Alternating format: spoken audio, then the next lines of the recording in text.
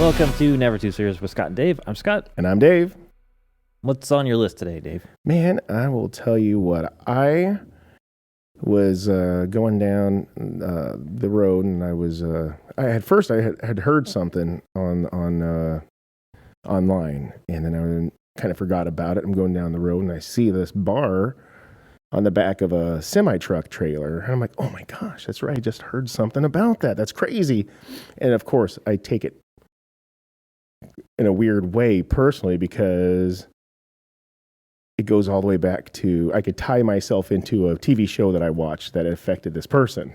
Like it's personal to me now, right? Mm-hmm. Not at all. But still, it was like, oh, that's this person. So let me grab a little bit of notes because it's a horrible story. But I'm glad we could bring it to the show. It is. It's really sad. But it created something that saved, I could probably countless at this point amount of lives. So What is it called? it's called a Manfield Bar. Mansfield. And it's this bar that's on the back of these semi-truck trailers. And I even believe it might even be code to have them. It's like that candy cane looking thing, has like red and white reflectors on the back. And it was there due to, it's an actress named Jane Mansfield. Yeah. There's a picture of it. There it is. Yeah. So I guess that bar there didn't used to exist. Mm-hmm. And this actress, James Mansfield, was in a vehicle with her driver, her lawyer, and 3 of her kids in the back seat. And I think this was 1967 on June 28th to boot. And, well, anyways, they were behind a vehicle in Mississippi, and I guess it was one of these semi-trucks or whatever that was spraying this fogger out for mosquitoes and stuff. And so it was having a hard time seeing. Well, they plowed in the back of this semi-truck that didn't have a Mansfield bar. Mm-hmm. Well, it killed all the adults. It spared the 3 kids. Oh, wow. Right. Do you know what kind of car it was? You know, it did say on there. Some sort of sedan, right? Because there's I a lot of I passengers. thought it was like a great big Lincoln or something. I can't recall 100%, but it was mentioned in a few of these articles that I read. But it did talk about their car. So did they just get jacked up like underneath of the back of the bumper, and the bumper was what killed everyone? Yeah, I believe so, as they rammed the back of that trailer, and oh my gosh. It just killed them. And so this is where I tied it in was, if you happen to watch Law and Order, Olivia Benson or whatever on Law and Order, she's one of the surviving kids. That's her daughter. Oh wow. And her name, bear with me, is Mariska Haggerty. Hmm. And I probably butchered her name, but my wife and I used to watch that show all the time. Yeah. And so then I'm like, oh my gosh, that's Olivia.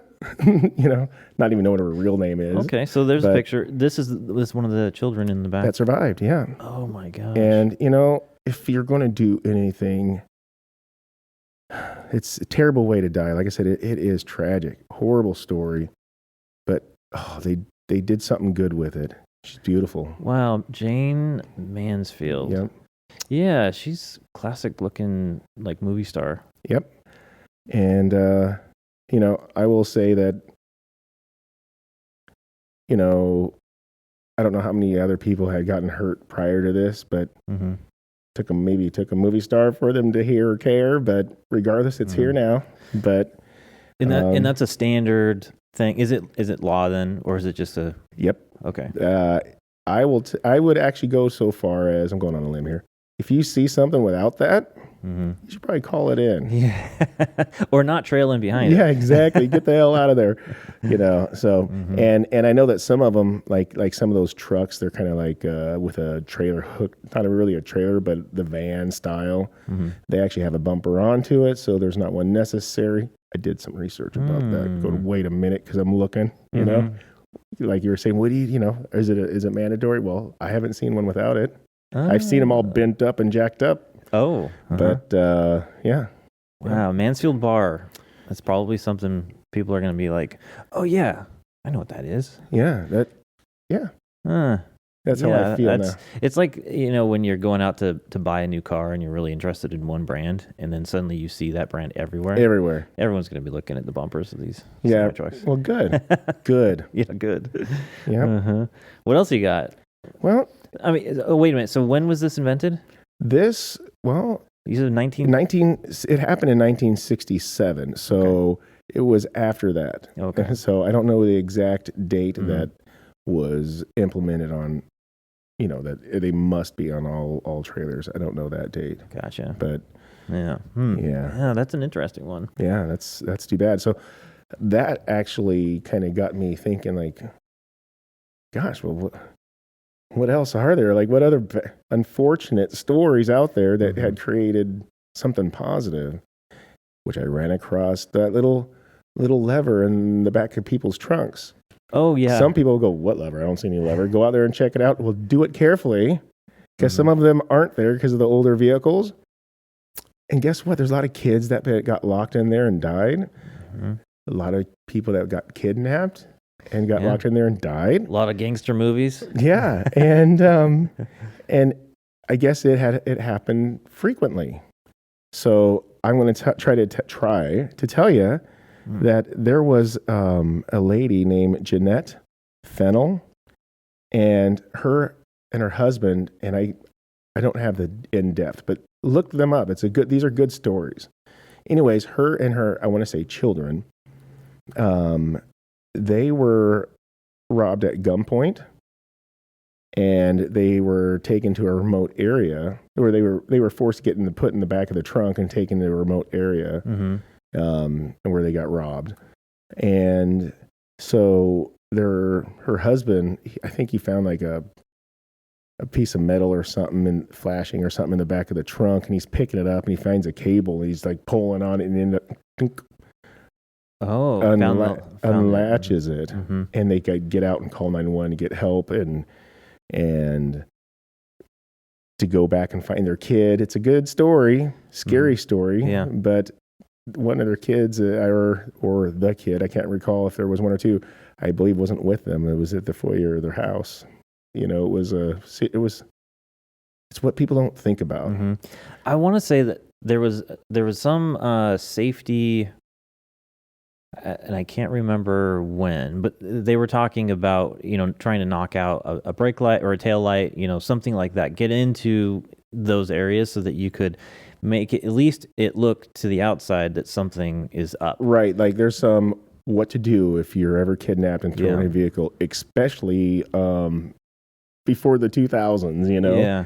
And that was one of them, try to bust out that light and try to wave people down. Some people have done that and saved their lives because of that. So this Jeanette, she, after being kidnapped and all this stuff, she took it upon herself, and she went out on like a one-woman fighting crew to make this happen, so it could stop this ever occurring, and to be able to get in the situation. And because became an activist and got the legislature to do something about it. They did. And like everything, it takes a while. Like the automobile companies, they didn't see a huge benefit in it, but it's more work for them to do. Sure. Right? Yeah. But now, how easy is it for them to go, hey, look at this fancy little thing in the back. If there ever was a situation, we got you covered. Yeah. Why not be that company? On my Tesla, it has a frunk, right? A front trunk, and it has one of those buttons. Is that right? Because it doesn't have a physical latch, really anywhere. I mean, everything on the car is some sort of digital controller, But you pop up that hood, and you can see the button right there next to I think it's illuminated. Now, I haven't stuck a camera in there to see if it's illuminated while it's closed, but that'd be interesting. I'm guessing that it probably is, but it's in a very obvious place in the very front. So yeah, well, back in the day, kids didn't have a bunch of video games. They ran around, they played hide and seek, and kids would go in there and get locked, and it gets so hot in there, and there's no way out. I mean, cars are built tough too, believe it or not now, but oh my gosh. These are one step down from a Sherman tank, some of these cars back in the day when this stuff was getting invented, you know. Mm-hmm. You're just screwed, man. Yeah. Mm-hmm. So I thought that was that's a good story to really, if you want to, you know, nobody died on this story, so it's a better story. Yeah, but I mean, but it saved so many lives even to this day. Yeah, the bigger point is that it probably did save so many other lives because now people have some way to escape if something like that does happen. And now, you know, criminals have to figure out a different way to, you know, steal you. Yep. At least make sure that there's no crowbars or anything in there so they don't beat you down when they do come out. Well, they just knock you out first. Yeah. And then they stuff you in there. But, you know, you got to thank these people for enduring some hardships, death. Yeah. Thank the people for seeing a problem and trying to address it. Yeah, you were talking earlier before we started the podcast about airbags. Yes. That's on your list, right? Yeah, shall we get to that one? Yeah, well, I mean, it's car related. Yeah, let's do it. What I find interesting is how many recalls there have been. I had was it a 2000? I think it was a 2000 and a 2001 BMW. It was like a 5 Series, and in both cases, the airbags were on the recall list. And when I took them in, they didn't have to get replaced, but massive recalls and. But the safety of an airbag is, you know, it's very obvious that it's safe. When it works very, very effectively. So to that, in fact, let's talk about the safety cushion. Okay. Because I do believe that's what it was called in the very beginning. This is not the ejector seat. No. So the gentleman that came up, let's say, if I'm going to butcher his name too, John Gettr. Okay. John Gettr. Well, so he was inspired in 1952 when his wife and daughter and he was taking a drive on a Sunday drive down a road, and there was a rock in the middle of the road. He swerved to miss the rock, and he ended up in the ditch. And his daughter comes flying towards the dashboard, and I don't know how old you guys are out there, but if you ever are you this old where their parents put their hands out to help stop the blow? Well, that's what the mom and dad did. You know, yes. They put the arm and hands fence out to capture the kid so it doesn't like bash its face in on the dashboard. So that's what they did. But that inspired him to come up with some kind of, what did I call that? Safety cushion to remedy that from happening. And so it makes me think back to when my grandma was driving me. She had one of those big old boat sort of cars, and the kids, it's a 3, you know, the front seat was just a bench seat. Yep. And so the myself and, you know, one of the cousins would sit there at the front, and, you know, we're 100 pounds. Maybe, and, you know, she slams on the brakes and she puts her arm out there thinking that she's going to prevent us from. Right. It's like, no, she's going to get her arm broken 4 places. That's right. And here's the other thing about those back then. These cars, they're about 3 to 4 feet away from the dashboard. Yeah. Right now, it's kind of a cockpit style. Like, if you're going to go, you got like a foot and you're going to hit. Yeah. Ow. But no, you didn't pick up speed. This car, you're like free in the air. My sister and I crumpled up underneath the dashboard on the floorboard before, you know, with the truck, underneath the truck. But having that distance, you're flying before you make impact. And it kind of seems a little bit worse at that point. Yeah, that's But sorry, I ruined your train of thought. Just made me think about my grandma. Well, I think I can't say we're all been there. Like I said, I don't know how old some of we are, but we are. But you know, she may not even might have just been metal on the floorboards. You know, the cars were just made to get you back and forth. Yeah, or that old Volvo that my dad had that had the rusted. You're just going to go straight through. Yeah, there is no be part of the engine there's compartment. No crumple zone. We are the crumple zone. If anything's going to crumple to save you, it's you. Yeah, you are the softest part of the whole car. Absolutely, nothing gives. Oh my heavens! Funny. But anyways, John Gettr, he was inspired in 1952 to come up with the safety cushions. Now, I think you try to get it going and nobody was interested in it. You mentioned all these recalls. Absolutely. Just think about trying to implement these and where was they the didn't safety work. cushion mounted? I don't know where they just had it at. It's like bubble wrap on the interior. I don't know where they had them at first, but some of them weren't deploying on time. Oh, God forbid that it didn't deploy on time. You hit your head on the dash and then it redeploys.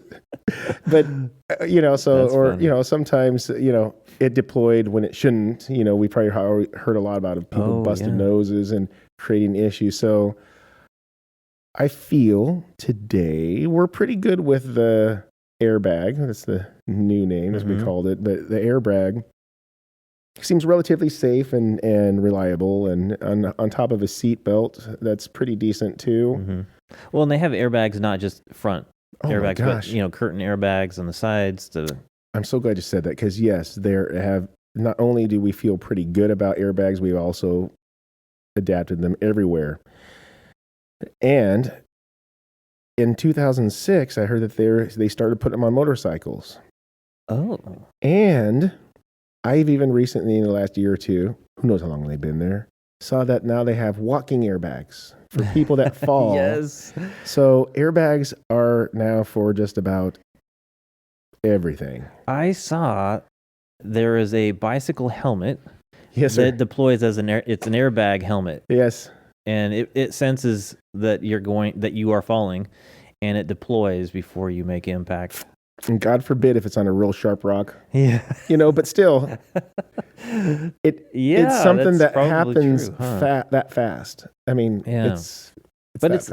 I want to say it's like a pretty big collar thing that you have to wear, but it gives you, it kind of frees up your vision and your spatial awareness, having your ears free and other stuff, and so you can look around and not. And now it's for your whole body. And the other thing is that it doesn't. So sometimes helmets are heavy on your head, and so sometimes the weight of that helmet upon impact actually creates more weight for your head to whiplash. And so having this airbag mounted more around your collar area versus your head allows your head not to take such a whiplash. You get to be a packing peanut. Yeah.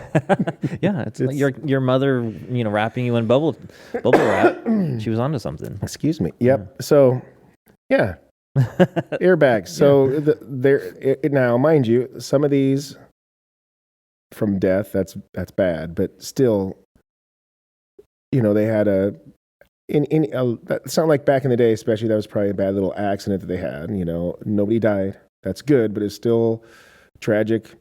I've been in one accident, and that was with your brother when I was 16, and I still freak out a little bit about it.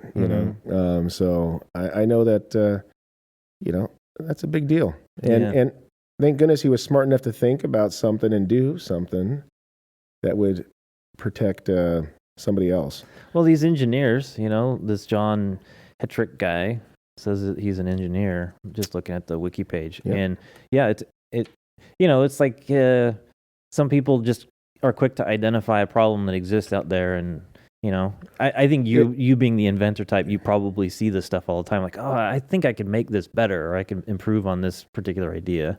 I get to do that a little bit at work. Yeah. But it's funny you say that, because a lot of these people, which I'm going to jump to since we're talking automobiles, and I think, when I was looking up things, oh my goodness, I was looking up tragedies and things that have a lot of deaths involved, or maybe not even deaths, but a lot of accidents that are involved, and I keep running into automobile inventions, and I wanted to break it up a little bit, but it makes sense because automobiles create so many accidents, and so it makes sense. So of course I had to go to the seat belt, and so when you were talking about that he was an engineer, it's weird how some of these people had certain issues because of their field, and they got to make it into something. So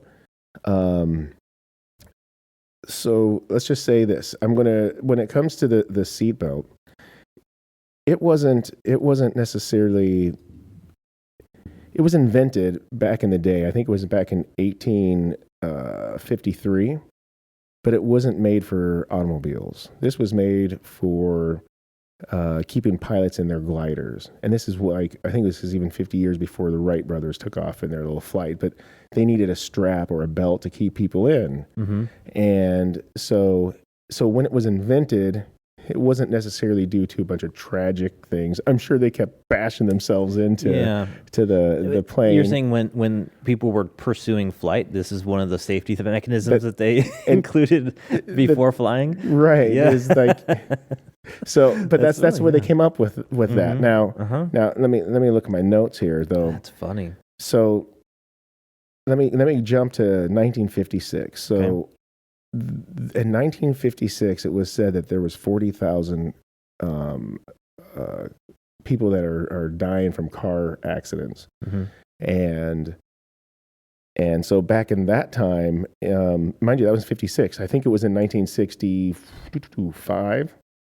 I'll get back with you on that one. 1960, I think it was actually 1961, that they actually started going, listen, we got to start implementing some seatbelts in cars. And I think it might even been Wisconsin was the first state to actually jump on board and make it law? And make it law, okay. Right. Wait a minute, law to have them in the vehicle or to use them? To be fair, I don't think they made it law to use them until I was a kid. Yeah, that's what I was thinking. Yeah, I didn't even think about that. Yeah. Well, because our childhood, I mean, we were riding all the time without having a seatbelt. Oh yeah. You know, there was a time I remember, you know, we were like kind of arguing with my grandma about not wanting to wear the seatbelt, and there were times where, you know, maybe this is news to my parents as they're listening to the podcast, that she didn't force us to wear them, and I remember even my grandpa's pickup truck didn't have to wear seatbelts in that very often, and then of course back in those days we'd sit in the bed of the truck, right? Yeah, go bouncing around. Yeah. Quick story. So a mutual friend of ours, we were, I want to say this was when I was like maybe middle school, probably younger than middle school. My dad was driving, and we were in this big type of like moving truck, and no seatbelts in the front, at least none that we were using. And we come around a corner, and from a stop sign, we're pulling out into the onto the road, and the passenger door flies open, and our mutual friend falls out the side of the truck. Holy crap! Yeah. I'm sure he recalls the story, but as it was told to him, or as he remembered. Yeah, and it's because the seatbelts existed, but we weren't really forced to, you know, wear them. So it's funny though. So some of them I found out that, well, we didn't have seatbelts. We didn't have seatbelts. Well, we didn't have seatbelts. Oh, bullshit. We had seatbelts. They were just tucked underneath it. Yeah. Well, out there, like, oh my gosh, they're there. They're actually there, you know. Yeah. But, you know, it was... that's funny. That number one, excuse me, not number one, that invention alone, I don't even think you could calculate the lives. Oh, sure, yeah. That had saved alone. What was the state that made it law to include them? It was Wisconsin made it okay. A requirement to have seatbelts in all their cars by 1961. Okay, interesting. But mind you, and that was 1961. It's crazy to me the it might seem like, oh well, it was in 56 back, it had 40,000 deaths. The time it takes for somebody to actually make it happen. Some of them, something tragic happens and it takes a few years for it to implement. That's a long time. Yeah. To actually get it going. But this, mind you, this took years before somebody thought it's a good idea at all.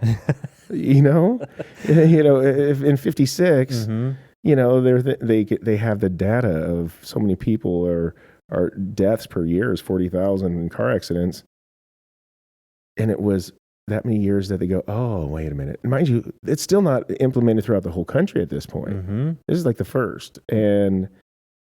But I guess... Well, think about the cars, though. You're talking earlier about how, like, stout these cars were. They're heavy. They're, the metal that they're made with is really, really strong. There are no crumple zones. Like you were saying, you are the crumple zone. Yeah. And not having a seatbelt, once that car makes an impact, everything in the car that's not belted down is going to continue to go until it makes impact. Yeah, your steering wheel and your teeth is what slows down the impact of your head hitting the freaking dash. I want to say, Gosh. For a while, my dad was a letter carrier, worked for the post office, and I could be totally misremembering this, but I remember him talking about one of the safety courses that they had, and they said not to put the visor, the sun visor, tilted towards your head. Oh.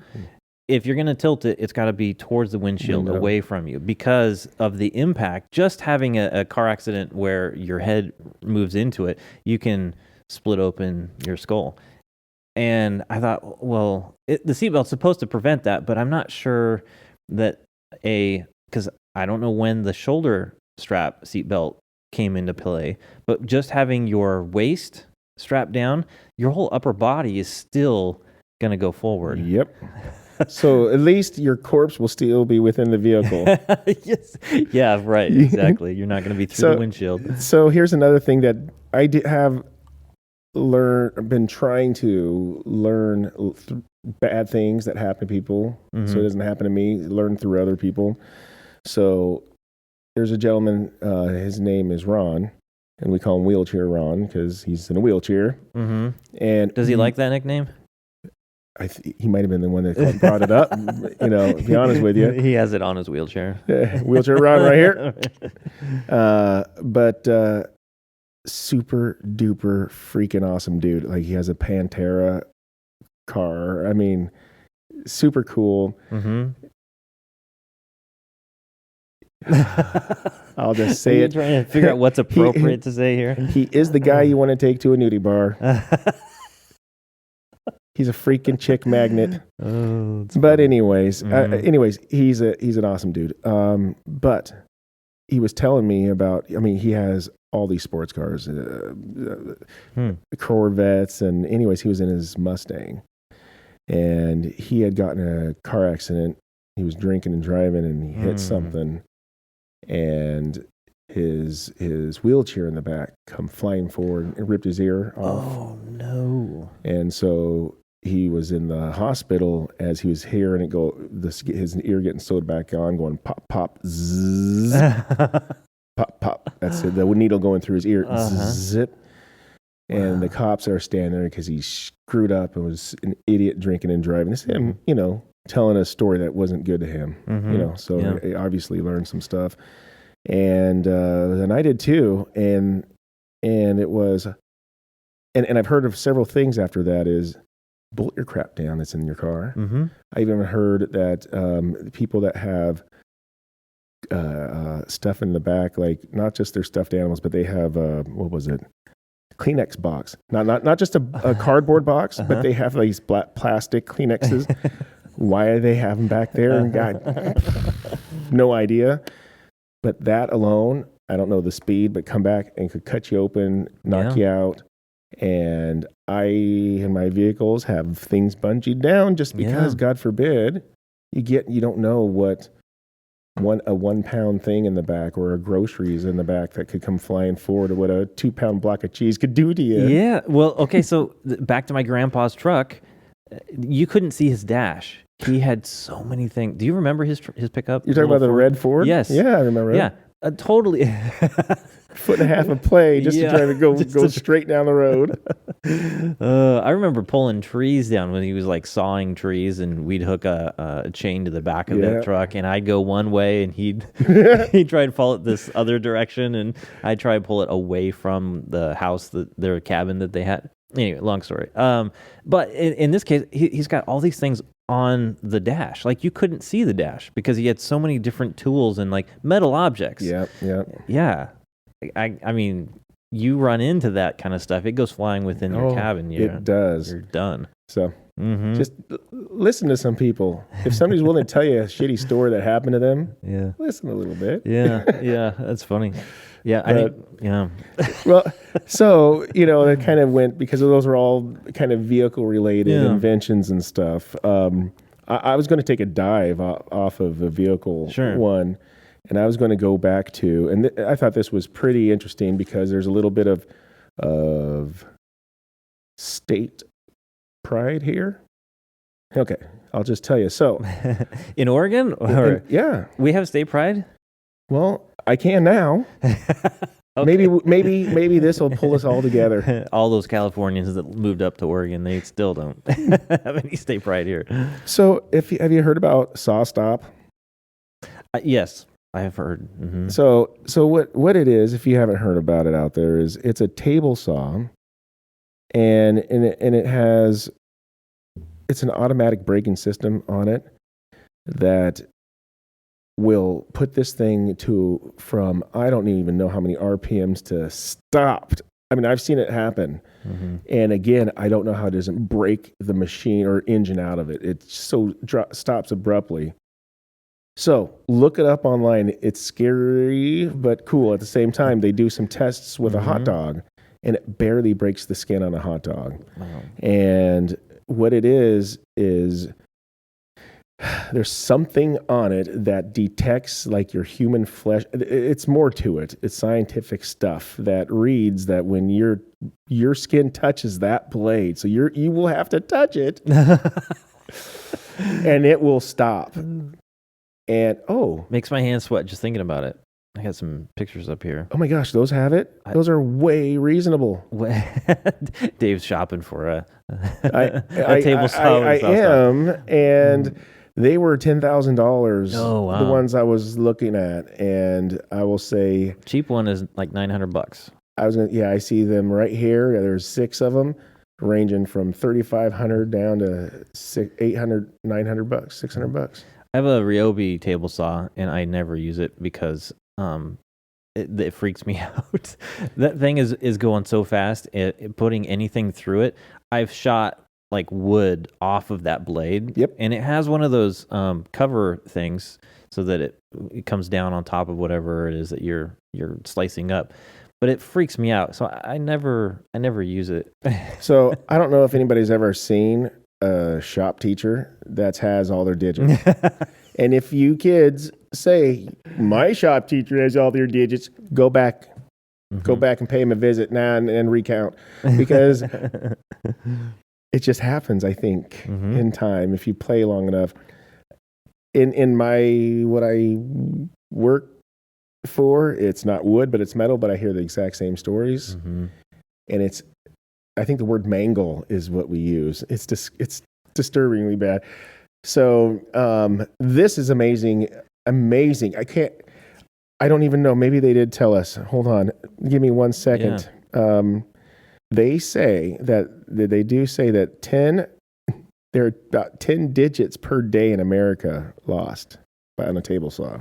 Wow. That's a lot. Yeah, I don't. I'm sorry. I don't think I'll be using mine. Like it's a lot. And using these, my shop teacher, that first time I was in Woods class, gave us the lowdown. It was missing a digit. Might have been missing 2, but missing a digit for sure. And sure enough, he says you got to watch out because it also kicks things back. And he goes, look, and sure enough, and I'm talking about 20 feet behind us, there's holes in the wall where they've stuck. These things are serious tools. You need them. But oh my gosh. No matter how safe you are, you got to be cautious. It's always these smaller objects that I'm trying to cut that freak me out. Okay, so maybe I mismeasure by an inch. I just got to shave off an inch off. No. That's where it becomes really dangerous because you can't grip the other side. Yep. Like if it's big enough, you can feed it through and separate it off. But if it's too small, well, that's where you lose a digit or lose an eye. That's right. Yeah, it freaks me out. I will have to tell you, that's why it's such a big deal to me, not just in the workplace, but when you're at home, especially when you're at home, because that's when you get complacent. Wear your personal protective equipment because it might save you. But anyways. Well, okay, so tell me, is SawStop, is it this actual manufacturing company? Is or is it the feature within the saw? Do you know? Well, well, I think it's just this company. Yeah. But so Yeah. it's in Tualatin, Oregon. They were founded in 2000. Oh, And that's amazing. yeah. Patented automatic braking system. Oh, I can't believe it took them this long. 2000. Yeah. Well, I mean, That's a lot of trauma. yeah. A lot of, I mean, and it, it's never a finger that you don't use. Mm-hmm. That's so funny. I mean, it's not funny, but no, since I'm not going to use mine anymore, I'm going to try and keep my digits. That's one of the biggest things I cringe about when people. I have I'll happily call him an ex-friend because he's a dillhole, not a good guy to his ex-wife at all. So this dillhole I knew, he was running a planer. Okay. You know what a planer is? So if you don't know, it's if you have a board, let's say it's 1 inch thick, and let's say you want to bring it down to 5/8, and it also and you can run this board through, and it'll just pull it all the way through, and it'll clean it up, make it look real nice for you too. Well, here's the other thing on all these things that get you are gloves. Well, he was wearing a glove, and it pulled the glove in. And took his finger with it. Oh, no. I don't know how many times I've heard people's gloves wearing their PPE, but guess what? They were wearing the wrong stuff. Yeah. So yeah, you don't want to wear neckties either. Okay, son, she talked about that. I have to do it because I'm a safety idiot. Lanyards. So I used to have to wear lanyards all the time because of some of the events I did, have to have IDs and all this stuff. And so I would go out and get a cool lanyard. So I remember back in the day, I think I spent $35, which was expensive back in the day, on this Oakley lanyard. Cool as hell. And I even made jokes like, dude, yeah, and if I ever get stuck, I can always use this thing to pull myself out the ditch. I might be able to. It's tough as hell. So my old boss of mine, about 6-7 years ago, told me about a gentleman that was wearing a lanyard and for his ID for his job. It was a lanyard like that, and that I had, and he was running an auger. And augers was an automatic drilling machine that drills in the earth. And his lanyard got wrapped around that, and it killed him. Wow. They have lanyards that break away. Yeah. Get yourself breakaway lanyards, guys. And I do not wear that one ever again. Yeah. So I don't work, typically I don't work around stuff that would get something like that stuck, but we have breakaway ones in education, mainly because if there's some sort of altercation with a student or whatever, a tussle, then you don't want them to be able to use that against you. That's right. And so, yeah, they have breakaway lanyards, which, by the way, is a pain for me sometimes because in some cases I do get it stuck because my keys and my badge and everything are on the lanyard. And so I'll reach to unlock a door and then it breaks off as I'm trying to unlock the door. And then like everything falls off and it's kind of a pain, but I can understand how it could save me. Yeah. I know, but guess what? I didn't even think about that. Yeah. I made sure I got a cool one though, because I wore one all the time. Yeah. And I do that stuff all the time. Well, you need a clip-on tie if you're going to, See? There you go. That's smart. That's your safety. Yeah.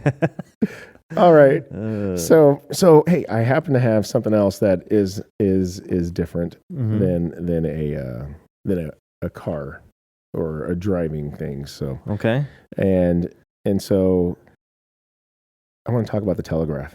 Okay. Yep. Yeah, I like that technology. So here I'm going to try to get this right. Let me read this here. I wanted to make sure I get his name in here. It might be in here somewhere. I can't find it. I'll have to tell you his name at the end here. So there was this gentleman, and he was a professional painter, and he'd have to go commission his work out back in the day, and he'd drive around, and he would paint for money. Well, when he was driving, this is back in the day, and when he was driving around, had heard that his wife was feeling ill, so he had turned around, packed up his business, and he's like, all right, I'm heading home. Well, by the time he got home, it found that she was passed and buried. Yeah. Whoa. So back in the day, time was a little bit slower. Yeah, it takes a lot longer to get stuff. Yeah. Mm-hmm. And this broke him, the guy. I mean, it devastated him. I mean, this is his wife, and he just thought she was ill. He didn't know that he wasn't expecting that to find her dead and buried when he came home. I mean, just maybe ill. So that had inspired him to come up with the telegraph. His name was Samuel Morse. Mm-hmm. You might have heard about him. Yeah. And I couldn't imagine even today, if I've heard, I've gotten the call. Luckily, I got a call that, and I'm guessing that he had gotten a telegram saying that his wife was ill. But me, I'm at work, and I'm like, oh my gosh, you get a phone call, and I have a cell phone, but let's say I can't still get there. I know I could get there in 15, 20 minutes. And just getting there, and I'm just concerned and nervous that something's going to be happening, but maybe not even the worst. Mm-hmm. Well, this guy, it takes so much time to get from A to B in the country. If you go, like, you remember the traveling salesman, oh my gosh, they'd be gone weeks before they ever come back home. Yeah. Do I dare even say months? Mm-hmm. But for him to get, a telegram, something bad had to happen. They had to write it. The good Lord knows the time it takes to get. I don't even know what the time it takes to get it now. Well, think of all the different delivery methods that were in use way back. You know, I mean, they were even using pigeons to. Yeah. That would have been quicker. That would have been quicker at this point. But I mean, I don't know. I'm speculating here, but who's to say that when he got it and said, "Oh, she's ill," that she had already passed. Yeah. You know what I mean? And so he's going, "Oh gosh, I got to get home to my baby. I don't know what he's saying." But he loved her to death because he's packed up and heading home because he found she's ill. Yeah. And like any good dude that loves their person, they're going to be just devastated. And guess what? This guy is I think he's an artist, okay? And I kind of think an artist and engineer kind of, okay? So understand, we've talked a little bit. Mm-hmm. And he said, F that. I need to know. People deserve to know. People need to... what if he could have said something to her? I don't know what he was going through. Mm-hmm. But he did, dang it, he did something about it. And it changed our entire life today. Well, okay, so I'm bringing up a picture of the early telegraph machine. Yeah, that's pretty cool. Yep. Huh. And yeah. Okay, so tell me. Okay, so most people know Morse code. Well, okay, let me back up. They don't know Morse code, but they know of Morse code. Yeah. Mm-hmm. Now, I'm not just because I came up with that or found this. It doesn't mean I know a whole lot about it. Mm-hmm. But everybody, I can't say everybody because nobody.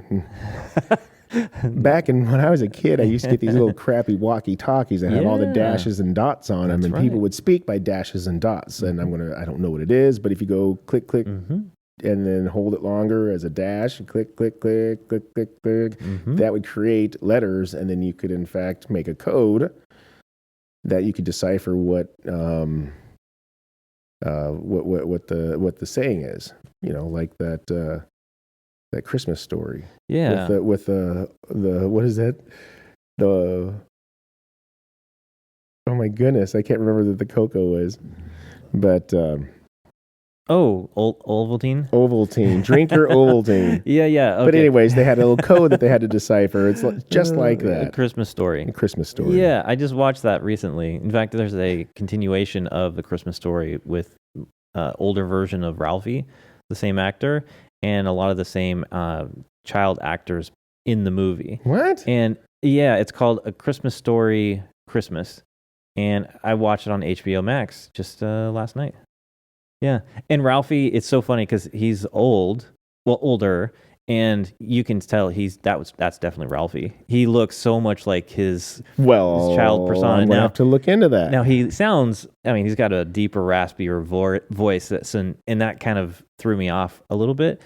But just appreciating the original Christmas Story movie. Mm-hmm. This kind of warmed my heart a little bit. Of course. I don't think the acting was great, but the story, I really enjoyed it. But it's so funny because, he had got his little decoder ring and yes. listening to the radio show, and he's trying to figure out what the secret, message is from, is it Orphan Annie? The show Orphan Annie? Is it? Yeah, I think you might be right.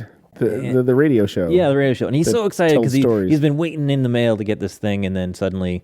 they announce what the code is on the radio, and he's been taking weeks to do this too. Anticipation, and then it says, "Drink your Ovaltine" or something like that. Damn commercial. Damn commercial. Kid was pissed. Yeah, it's so funny. So about the Telegraph, and with a lot of these, something bad really happened to happen for them to think about, and that was enough to spiral him into thought. And boy. Did he? Yeah. Well, I find this interesting because it is about communication, speeding communication up. It's a code system. So one little dot represents something, and a dot and a dash represent something else, and it's segmented, and you can communicate much faster with it. One of the things that I had seen was the barcode system that we have. Oh yeah, is based on similarity to Morse code, but it's a little bit more like the inventors had kind of looked at Morse code as a method of encoding, information in a barcode to speed up shopping and labeling and that sort of thing. And so there's a whole bunch of different barcodes that are in use now. QR code's probably the most recent one. And we use that a lot in the pandemic. You go to a restaurant, they don't give you menus. They say, scan the code. And now your smartphone. Assuming that we have a freaking smartphone on us. Well, so in a land that homeless people have smartphones. Well, it's interesting because before the phones required you to have an app to use the camera to take a snapshot of the barcode, and then it would send you to a website or give you a message or whatever. And during the pandemic, most of the smartphone manufacturers and software, operating systems just integrated it into the camera. So the camera app automatically detects QR code and will automatically give you a choice to follow the link to a website or whatever. Right. But the whole barcode thing was straight genius in itself. But it makes you wonder, did it take this for us to get there? Or if this didn't happen, I believe we would have gotten there somehow, but how much further along down? I mean, or was this even tied into it? But think about this even in the military, how they would communicate in the Navy with light blinking across, really, really vast distances. Right. You're right. With that light saved people's lives, being able to communicate that way. Huge jump in, I don't even know if because he wanted to be able to communicate with his wife. Yeah, huge jump in technology and in methods of communication, for sure. And of course, it's like every other invention. That sort of inspires another level of something or other. It is way easier to build off of another one's invention, to tweak it or make it into something else completely different. So I mean, in fact, it is easier. The hard part is just having the thought in the first place. And then do I dare even say that, it's the people that are willing to take that thought and go further, because there's so many good thoughts out there, but nobody freaking wants to listen to it. So what's more important, the people that have the thought, or the people that are willing that can do something with it, can take it? And isn't that the biggest struggle though with inventors, is not having the capital or the connections in order to take whatever the invention is to the general public? Right. There should be a building, a real one, not just a TV show, that you have an invention. Hey, I got an invention. Yeah, I get 0 out of it. I would love to get 3% of whatever the hell you guys could do with it. And they look at it and go, okay, they got to be able to buy it, or something that could see value in something. Because there are way more things out there that is thought up on a daily or an hourly basis than what all the brainiacs are getting paid to on purposely think those things. All this stuff that doesn't get to come to light. Now, with that said, there are a lot of stupid ideas out there. And we should have them all at our fingertips. Some that are really just impractical. I think about some of the ideas that I had as a kid. Now, I was, an inventor type of kid, very creative. I loved to take things apart, figure out how things would work. But in practical terms, how you could use it for anything in the world, not terribly practical, but that gave me a foundation of creativity that I kind of have, carried on to today. Now, whether I have the resources to take what I've drawn up on paper or whatever and take it into the marketplace, that's a different story. I know you've got some experience in this particular area.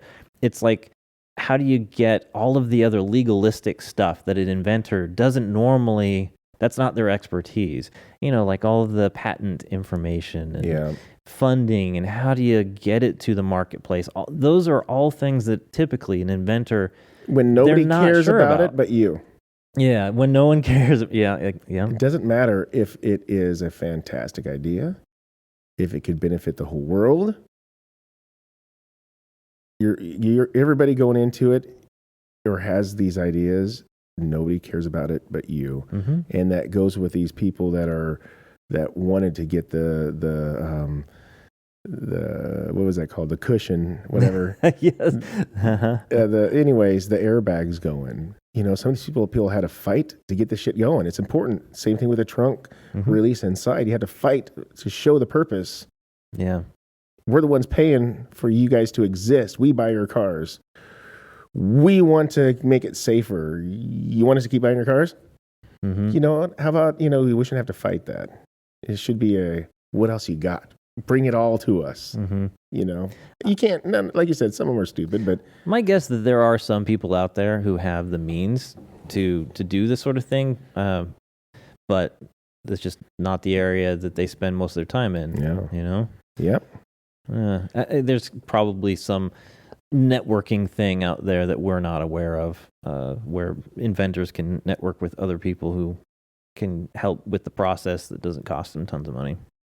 So, anything else on your list, or should we wrap it up? Well, we could probably wrap that up. All right.